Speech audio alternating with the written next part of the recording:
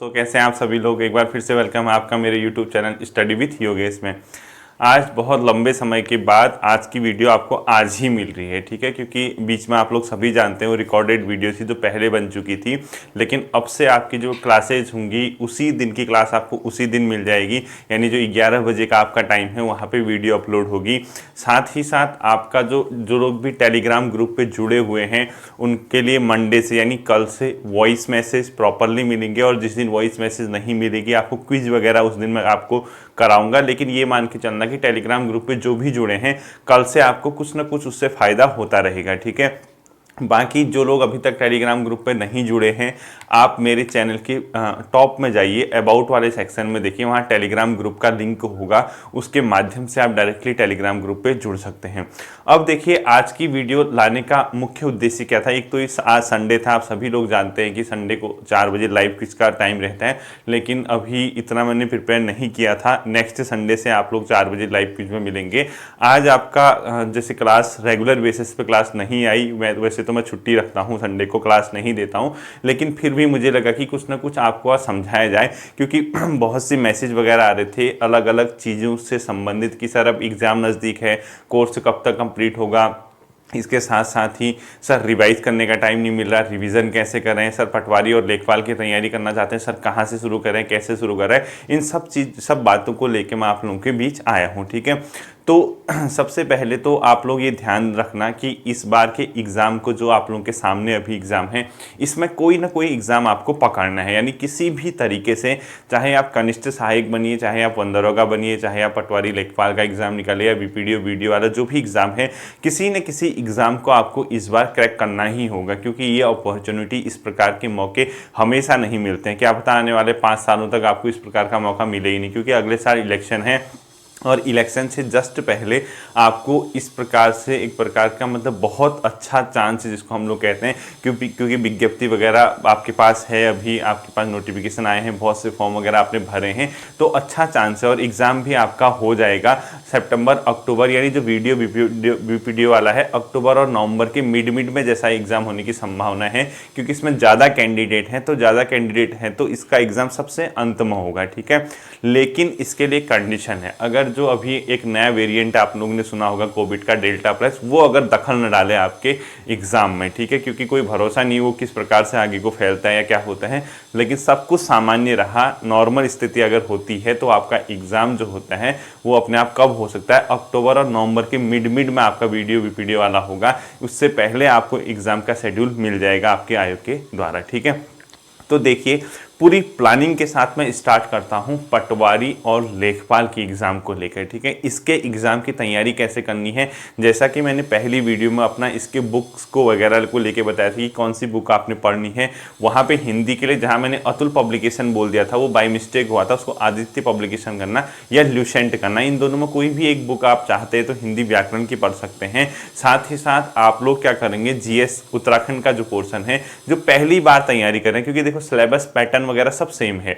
अगर जो पहली बार तैयारी कर रहे हैं तो आप लोगों को जो प्रिपेयर करना चाहिए, आप लोग जो सजेस्ट मैं आप लोगों को करूंगा, परीक्षावाणी आप लोग ले सकते हैं उत्तराखंड की, केसरी नंदन त्रिपाठी जी की वो आती है, वो आप लोग ले लीजिए जो पहली बार तैयारी कर रहे हैं, ठीक है। साथ ही साथ आपको ल्यूसेंट सामान्य ज्ञान और उसकी एमसीक्यू वाली बुक लेनी है, तो ये एक अच्छा खासा आपका बेस बना देगा। बाकी मैं जो आपको क्लासेस कराऊंगा, मैं जो जीएस कराऊंगा, वो क्या कर देगा, सोने पे सुहागे का काम करेगा, यानी आपको कहीं ना कहीं उससे फायदा होना निश्चित रूप से तय है, ठीक।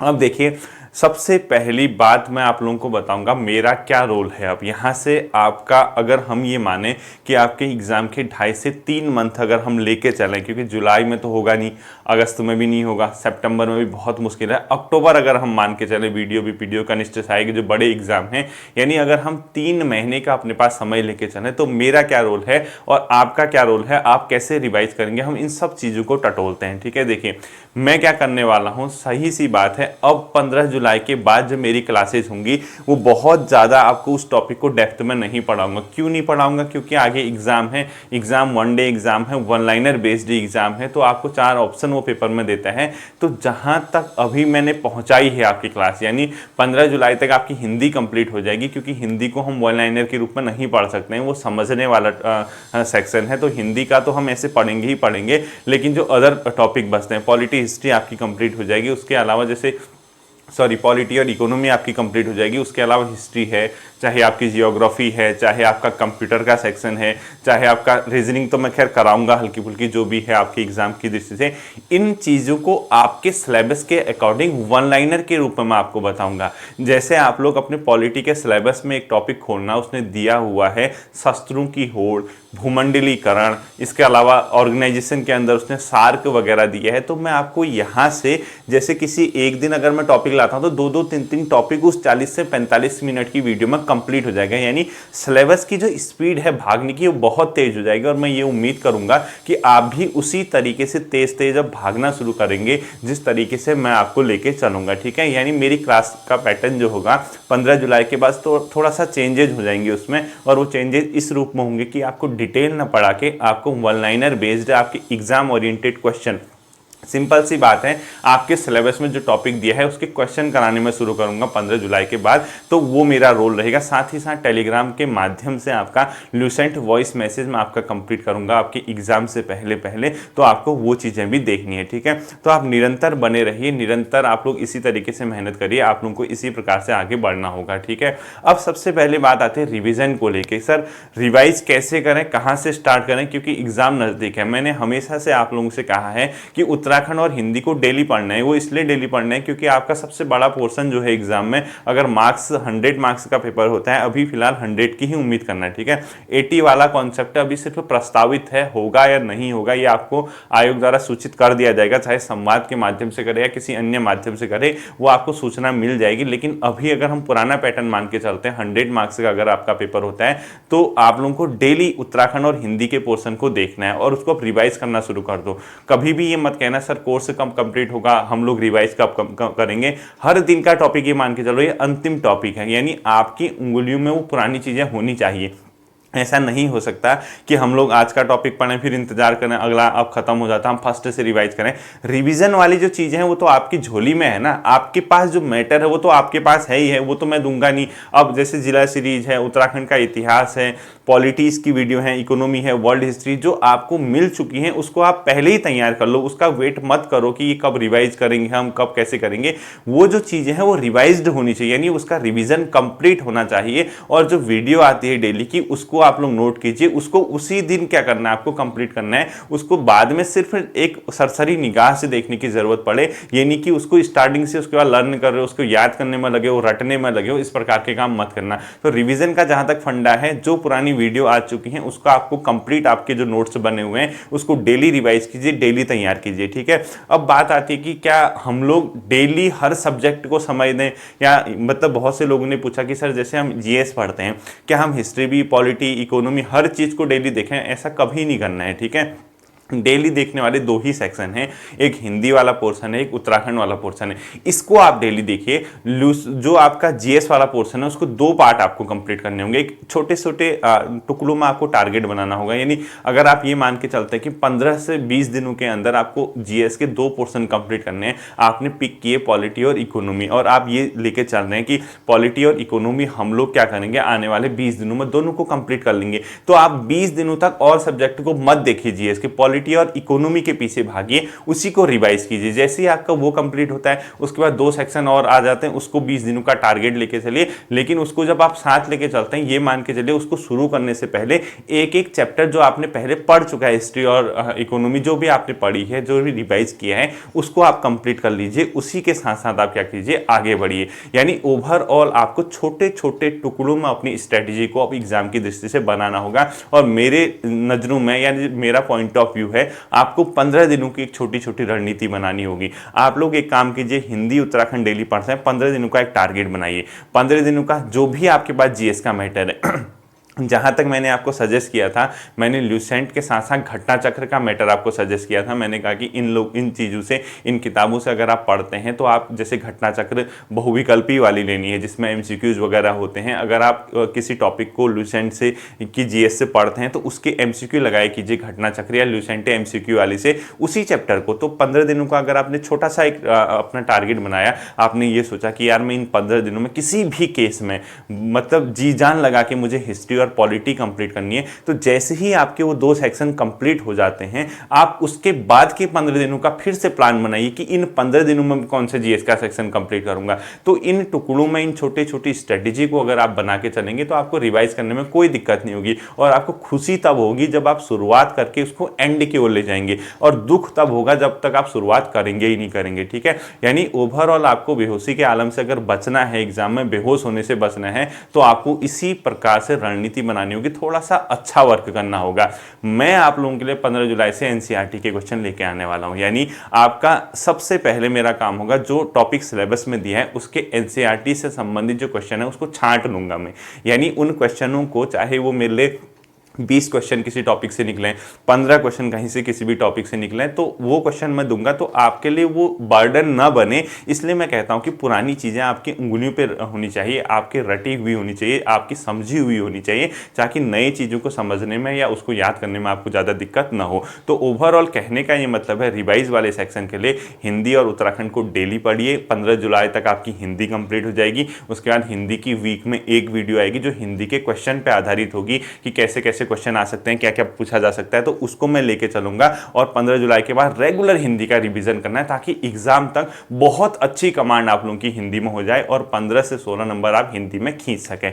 उत्तराखंड आपने बहुत अच्छी पढ़ ली है, उत्तराखंड आप कर भी रहे हैं, आप उत्तराखंड पहले से तैयार कर रहे हैं, आप अनेक माध्यमों से उत्तराखंड पढ़ते हैं, चाहे आपके आप बुक हो, चाहे आप किसी संस्थान से जुड़े हो, चाहे कहीं नोट्स हो, चाहे कोई PDF हो, चाहे मेरी वीडियोज हो। तो एक बहुत अच्छा सेक्शन आपका उत्तराखंड में बना है। और उत्तराखंड को जरूरी नहीं है कि आप सिलेबस वाइज पढ़े, क्योंकि उत्तराखंड के लिए जैसा जो टॉपिक उसने सिलेबस में दिए हैं उसके लिए उतनी बुक्स अवेलेबल है ही नहीं। ठीक है, यानी आपको उत्तराखंड एक जनरल व्यू में पढ़ना है, जनरल तरीके से पढ़ना है। परीक्षावाणी लेते हो, पूरी परीक्षावाणी पढ़ डालो। अजय रावत जी की किताब उत्तराखंड हिस्ट्री अगर आपने पढ़ी है या आप पढ़ते हैं, जो भी इतिहास की किताब आप लोग सजेस्ट करते हैं या जो भी आप लोग प्रिपेयर करते हैं, तो आपने जो भी उसमें से पढ़ा है, वन लाइनर क्वेश्चन जो भी देखें उसको नोट करते रहिए, क्योंकि उत्तराखंड से क्या क्वेश्चन पेपर में पूछा जाएगा वो कोई नहीं जानता है। ठीक है, वो आउट ऑफ सिलेबस भी हो सकता है। तो उत्तराखंड का इसीलिए मैंने कभी नहीं कहा कि मैं आपको सिलेबस कराऊं, क्योंकि बहुत से लोग ये पूछते हैं कि सर जिला सीरीज उत्तराखंड के सिलेबस में है ही नहीं, तो आप क्यों करा रहे हैं। अब बताइए, जिला सीरीज है ही नहीं का क्या मतलब होता है। उत्तराखंड है, वो उत्तराखंड में तो कुछ भी पूछा जा सकता है,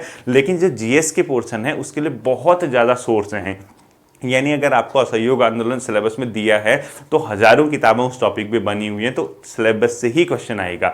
इसीलिए मैं कहता हूं कि जीएस को आपने सिलेबस से पढ़ना है, जबकि उत्तराखंड वगैरह वाली चीज़ों को आप आउट ऑफ सिलेबस भी पढ़ सकते हैं, यानी किताबों से पढ़ना है, चाहे कोई भी टॉपिक आपको उत्तराखंड को दिखे। ठीक है, तो रिविजन के लिए आपको ये समझ आ गया होगा। अब सबसे बड़ी बात आती है पटवारी और लेखपाल की तैयारी को लेकर। देखिए, मैंने आप लोगों से कहा था कि 1 जुलाई से मैं इसका क्लास शुरू करूंगा, और बहुत से लोगों ने कहा जब सिलेबस सेम है तो आप दूसरा बैच क्यों शुरू कर रहे हैं। पहली बात देखिए, मैंने कभी नहीं कहा कि मैं इसको मतलब एक दिन में 2-2 वीडियो दूंगा या दूसरा बैच मेरा इस प्रकार से आएगा जैसे आप लोगों का आ रहा है। मैं जानता हूं आप लोगों की स्ट्रेटजी कैसी बनानी, कैसी रणनीति बनानी। पटवारी के एग्जाम या लेखपाल के एग्जाम को लेकर जो भी एलिजिबल हैं वो ये सब जानते हैं कि आयोग ने पैटर्न चेंज कर दिया। इससे पहले IIT रुड़की के माध्यम से एग्जाम कराया जाता था, जिसमें आपकी मैथ्स और रीजनिंग का बहुत बड़ा रोल होता था, लेकिन इस बार उसको हटा दिया गया है और ग्रेजुएट लेवल के जो पेपर होते हैं सामान्य पेपर कर दिया गया है। तो अब आप लोगों के अंदर अगर गट्स है, अगर आप ऐसे स्टूडेंट जो पटवारी और लेखपाल के लिए ही तैयारी कर रहे हैं, ध्यान से सुनना, ऐसे स्टूडेंट जो पटवारी और लेखपाल की ही तैयारी कर रहे हैं, अगर आपके अंदर गट्स है तो आप एक चीज साबित करके दिखाइए। आने वाली 20 से 25 जुलाई तक अगर आपके अंदर गट्स है, ध्यान रखना, अगर आप अपने लिए सीरियस हैं, वास्तव में आप चाहते हैं कि आप किसी एग्जाम को निकालें, गवर्नमेंट सेक्टर में आए, आप पटवारी बने, लेखपाल बने, आपके अंदर अगर गट्स है, आने वाले 20 से 25 जुलाई तक का आपको समय देता हूं, 2 सेक्शन मेरी प्लेलिस्ट में जाके कंप्लीट कीजिए।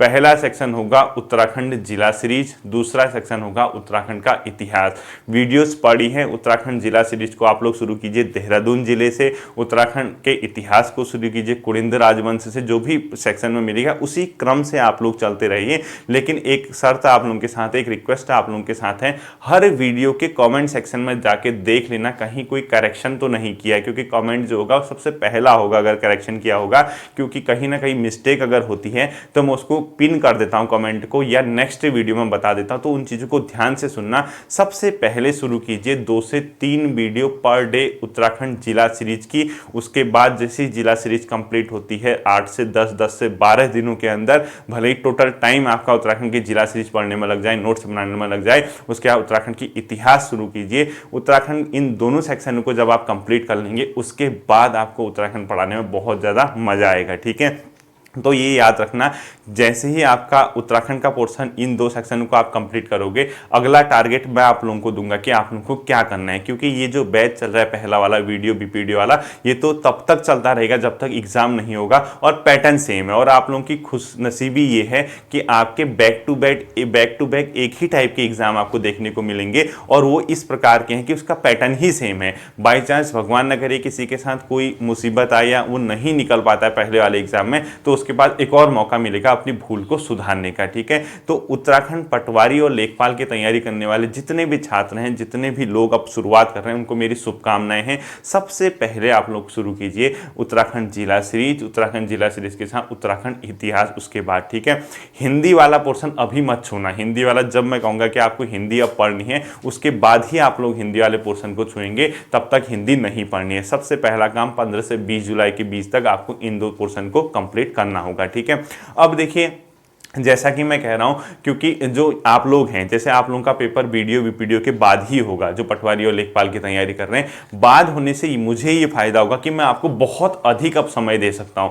समय का ये मतलब था, क्योंकि जैसे मैंने ये वाला बैच पढ़ाया, पहला वाला बैच था, उसके लिए मुझे खुद वीडियो बनानी पड़ी, खुद मैटर सेलेक्ट करना पड़ा, उसके बाद वीडियो अपलोड करनी पड़ी। लेकिन आज के दिन यानी आपके समय तक ऐसी कंडीशन नहीं रहेगी। अगर आप प्ले लिस्ट में जाके चीज़ों को धीरे धीरे कंप्लीट करते हैं, धीरे धीरे समझते हैं और अपना नोट्स प्रॉपर बनाते हैं, तो जब आपका इन लोगों का पेपर हो जाएगा, मैं आपको मतलब इतना अधिक समय दे सकता हूं, इतना ज़्यादा आउटपुट दे सकता हूं अपनी ओर से कि आपको बहुत फायदा होगा। क्यों? क्योंकि उस टाइम जो मैं आप लोगों के कभी किसी के लिए जिला सीरीज बनाता था, तो मुझे टाइम वहां नहीं देना पड़ेगा, मुझे सिर्फ आपके लिए क्वेश्चन पे काम करना पड़ेगा। एग्जाम में कितने तरीके से क्वेश्चन पूछे जा सकते हैं किसी टॉपिक से, कैसे घुमा के पूछा जा सकता है, कौन सा क्वेश्चन इंपॉर्टेंट हो सकता है, उस प्रकार की स्ट्रेटजी बनाने का मुझे मौका मिलेगा, यानी आप लोगों के लिए सोचने का मौका मिलेगा। अनावश्यक चीजें मत पढ़िए। जो सिलेबस आप लोगों के पास है, यानी आयोग ने स्नातक स्तर का एक सेम पैटर्न का सिलेबस दिया है, उसको डाउनलोड कीजिए। उसको डाउनलोड करने के बाद अपने फोन पे रखिए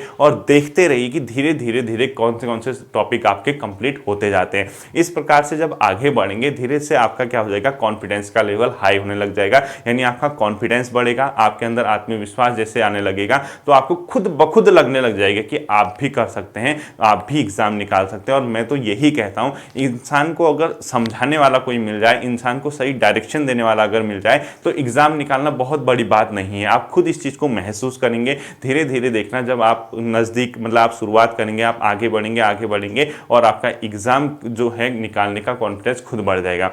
बाकी अन्य चीज मैं ये कहूंगा, जिसने वीडियो बीपीडीओ के फॉर्म भरे हैं, आप सभी से रिक्वेस्ट करूंगा, पटवारी लेखपाल का फॉर्म भी भरिए। क्योंकि आज के समय में क्या है ना, नौकरी मिलना बहुत मुश्किल हो गया है।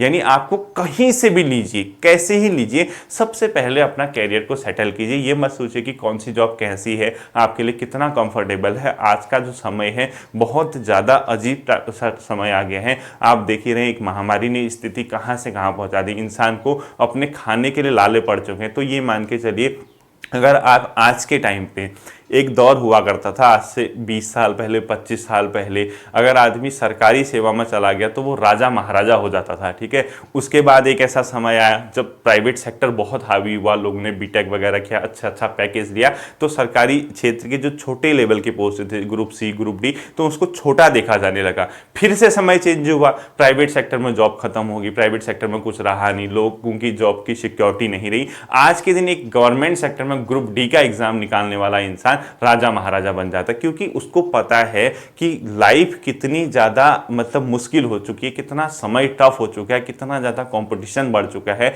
तो मेरी सबसे रिक्वेस्ट है, अनुरोध है, वीडियो बीपीडीओ का फॉर्म आप सभी लोग भरेंगे। अब लास्ट चीज़ मैं आप लोगों को बताता हूँ, आपका शेड्यूल क्या रहने वाला वो देखिए। शेड्यूल देखना आप लोगों का, ठीक है। आप लोगों को क्या करना है, यहाँ से रिवीजन का पूरा पैटर्न समझ लेना, ठीक है। बाकी पटवारी लेखपाल वाले टेंशन मत लेना।